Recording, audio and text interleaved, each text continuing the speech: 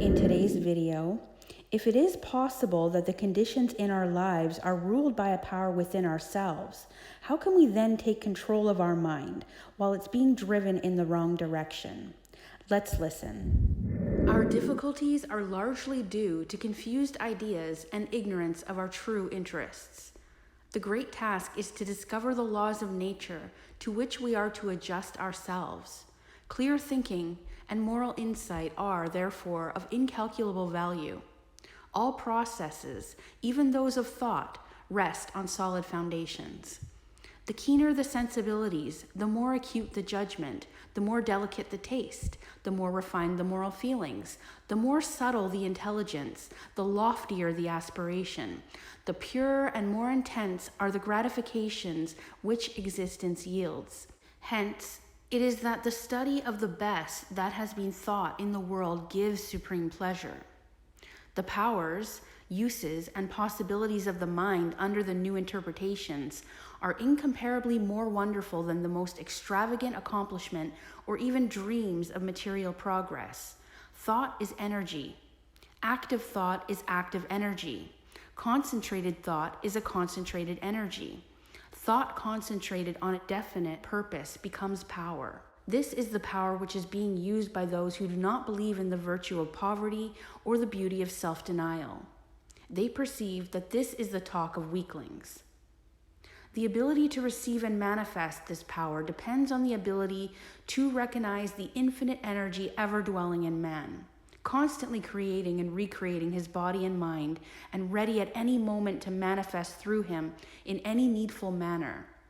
In exact proportion to the recognition of this truth will be the manifestation in the outer life of the individual. Part 2 explains this method by which this is accomplished. The operations of the mind are produced by two parallel modes of activity, the one conscious and the other subconscious.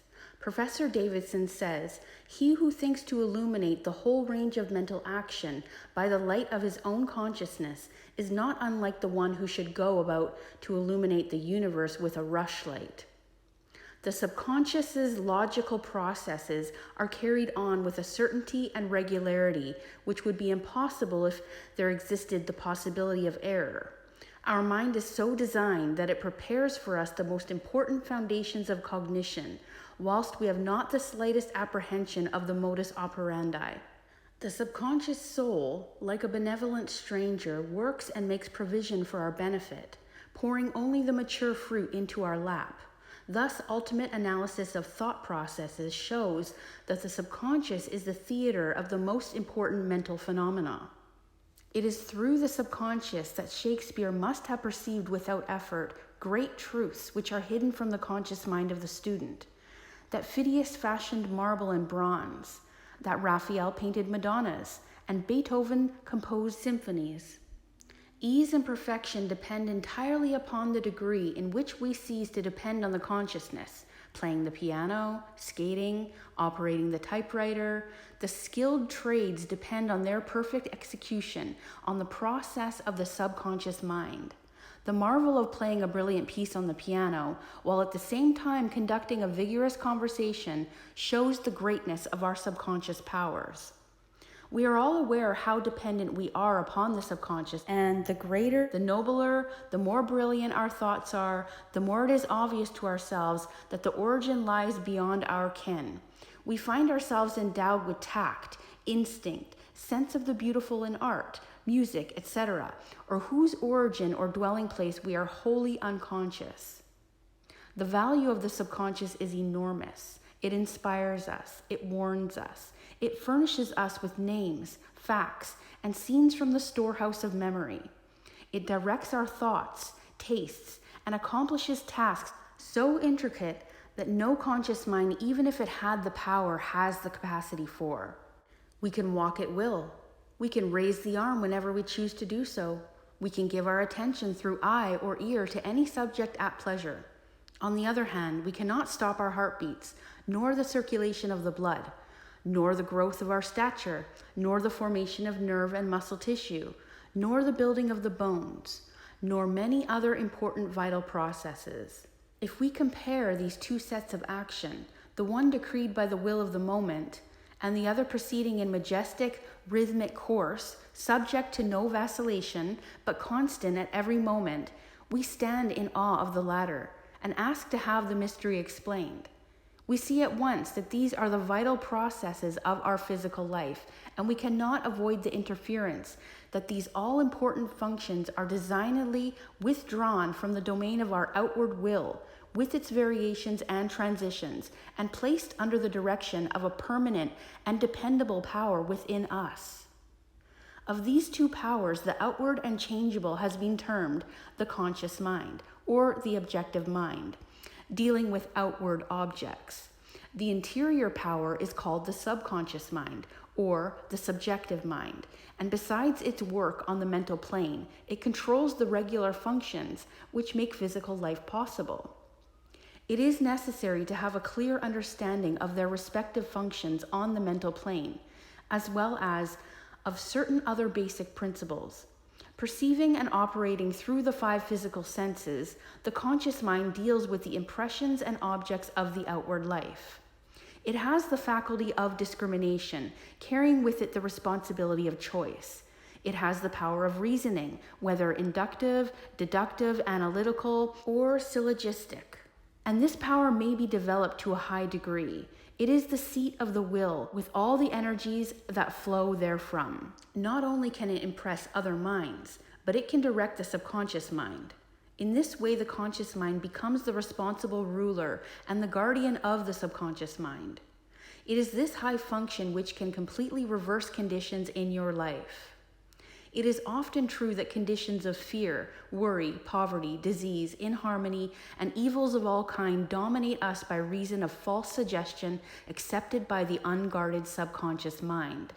All this the trained conscious mind can entirely prevent by its vigilant protective action. It may properly be called the watchman at the gate of the great subconscious domain. One writer has expressed the chief distinction between the two phases of mind. Thus, conscious mind is reasoning will.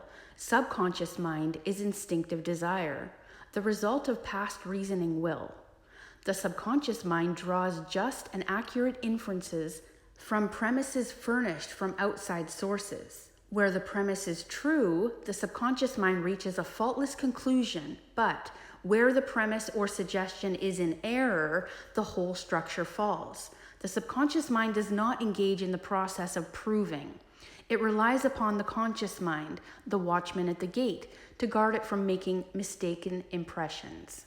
Receiving any suggestion as true, the subconscious mind at once proceeds to act thereon in the whole domain of its tremendous field of work. The conscious mind can suggest either truth or error. If the latter, it is the cost of the wide-reaching peril to the whole being. The conscious mind ought to be on duty during every waking hour, when the watchman is off guard, or when the calm judgment is suspended under a variety of circumstances. Then the subconscious mind is unguarded and left open to suggestion from all sources. During the wild excitement of panic, or during the height of anger, or the impulses of an irresponsible mob, or at any other time of unrestrained passion, the conditions are most dangerous. The subconscious mind is open to suggestion of fear, hatred, selfishness, greed, self-depreciation, and other negative forces derived from surrounding persons or circumstances. The result is usually unwholesome in the extreme, with the effects that may endure to distress it for a long time. Hence the great importance of guarding the subconscious mind from false impressions. The subconscious mind perceives by intuition, hence its processes are rapid. It does not wait for slow methods of conscious reasoning. In fact, it cannot employ them. The subconscious mind never sleeps, never rests, any more than does your heart or your blood. It has been found that by plainly stating to the subconscious mind certain specific things to be accomplished, forces are set in operation that will lead to the desired result. Here, then, is a source of power which places us in touch with omnipotence. Herein is a deep principle which is well worth the most earnest study. The operation of this law is interesting. Those who put it into operation find that when they go out to meet the person with whom they anticipate a difficult interview, something has been there before them and dissolved the supposed differences. Everything is changed. All is harmonious. They find that when some difficult business problem presents itself, they can afford to make delay and something suggests the proper solution. Everything is properly arranged. In fact, those who have learned to trust the subconscious find that they have infinite resources at their command. The subconscious mind is the seat of our principles and our aspirations. It is the fount of the artistic and the altruistic ideals. These instincts can be overthrown by an elaborate and gradual process of undermining the innate principles. The subconscious mind cannot argue controversially. Hence, if it has accepted wrong suggestions, the sure method of overcoming them is by the use of a strong counter-suggestion, frequently repeated, which the mind must accept, thus eventually forming new and healthy habits of thought and life, for the subconscious mind is the seat of habit. That which we do over and over becomes mechanical. It is no longer an act of judgment, but has worn its deep grooves in the subconscious mind. This is favorable for us if the habit be wholesome and right. If it be harmful and wrong, the remedy is to recognize the omnipotence of the subconscious mind and suggest present actual freedom. The subconscious, being creative and one with our divine source, will at once create the freedom suggested. To sum up, the normal functions of the subconscious on the physical side have to do with the regular and vital processes, with the preservation of life and the restoration of health, with the care of offspring, which includes an instinctive desire to preserve all life and improve conditions generally. On the mental side, it is the storehouse of memory. It harbors the wonderful thought messengers who work unhampered by time or space. It is the fountain of practical initiative and constructive forces of life. It is the seat of habit. On the spiritual side, it is the source of ideals, of aspiration, of the imagination, and it is the channel through which we recognize our divine source. And in proportion as we recognize this divinity, do we come into an understanding of the source of power. Someone may ask, how can the subconscious change conditions? The reply is, because the subconscious is a part of the universal mind, and a part must be the same in kind and quality as the whole. The only difference is of 1 degree. The whole, as we know, is creative in fact. It is the only creator there is. Consequently, we find that mind is creative. And as thought is the only activity which the mind possesses, thought must necessarily be creative also. But we shall find that there is a vast difference between simply thinking and directing our thought consciously. Systematically and constructively, when we do this, we place our mind in harmony with the universal mind. We come into tune with the infinite. We set in operation the mightiest force in existence, the creative power of the universal mind. This, as everything else, is governed by natural law, and this is the law of attraction, which is that mind is creative and will automatically correlate with its object and bring it into manifestation. Last video, I gave you an exercise for the purpose of securing control of the physical body. If you have accomplished this, you are ready to advance. This time, you will begin to control your thought. Always take the same room and the same chair and the same position, if possible. In some cases, it is not convenient to take the same room. In this case, simply make the best of such condition as may be available. Now, be perfectly still as before, but inhibit all thought. This will give you control over all the thoughts of care, worry, and fear, and will enable you to entertain only the kind of thoughts you desire. Continue this exercise until you gain complete mastery. You will not be able to do this for more than a few minutes at a time, but the exercise is valuable because it will be a very practical demonstration of the great number of thoughts which are constantly trying to gain access to your mental world. Next video, you will receive instructions for an exercise which may be a little more interesting, but it is necessary that you master this one first. Part 2, study questions with answers. What are the 2 modes of mental activity? The 2 modes of mental activity are conscious and subconscious. Upon what do ease and perfection depend? Ease and perfection depend entirely upon the degree in which we cease to depend on the conscious mind. What is the value of the subconscious?